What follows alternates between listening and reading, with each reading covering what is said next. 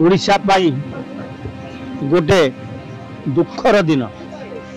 ओडिशार सुनामधन्य कलाकार उत्तम महांती आउ यह जगत रे नाहंती।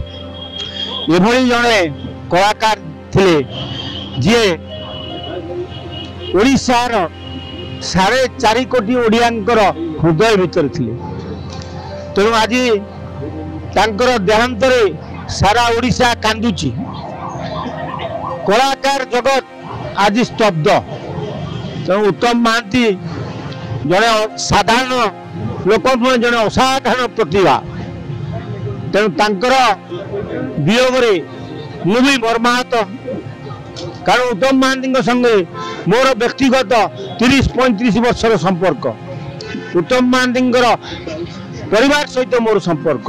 उत्तम महांती सहित बहुत स्मृति अच्छी मोर आज पर्यंत मने नहीं। आउ जो स्मृति तांको सहित मोर जड़ित सेटा मु खोलिकी कहि पारिबिनी।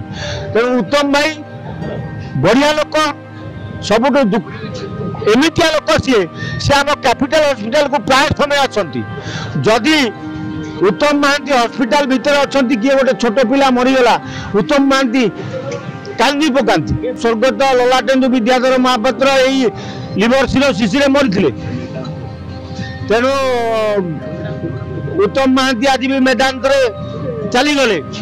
तेणु यहाँ मनीष मरा हॉस्पिटलटा। तेणु से हॉस्पिटल को कहीं बाबूसान इच्छा कला बापा को लेकिन जावाकू, सेटा आम कहवा कथा नुह। किंतु जगन्नाथ इच्छा जार जिते दिन आईस से दिन रे। तेणु उत्तम भाई लीला खेला ओडिशा कर एतिक दिन थिला। तेणु जगन्नाथ नहीं गले। प्रभु जगन्नाथ निकट आम प्रार्थना करूँ, हे प्रभु जगन्नाथ उत्तम महांती आत्मा को सद्गति दियो। जगन्नाथ निकट रे प्रार्थना करूँ, प्रभु जगन्नाथ उत्तम महांती परिवार को साह भरसा हुआ।